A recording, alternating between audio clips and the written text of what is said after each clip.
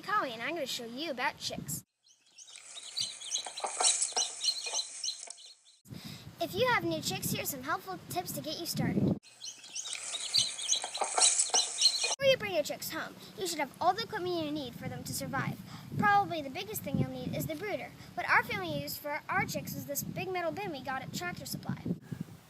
You can get your brooders at other places. Some people build them and some people buy them. You need to place bedding down inside the brooder. We use shredded wood, but some people use sawdust for the chicks. Another important thing you'll need is a heat lamp. You can't make it too hot or too cold. One way to tell if it's too hot is if the chicks are pressed around the edges of the brooder.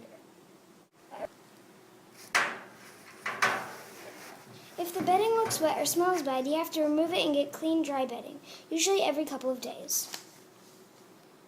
Let's go see my chicks and see how they're doing, and I'll show you their feeder and water.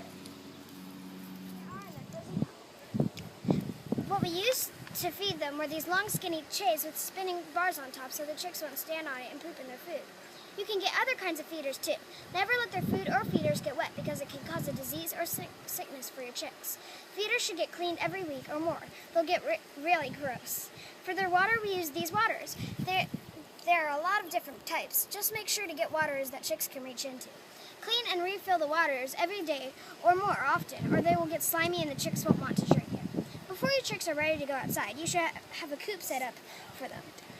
When you bring them out to their coop, you have to show them where their food and water is. If you have older chickens, you can't put the chickens in when they're too young, or they could get seriously injured or killed by the other chickens.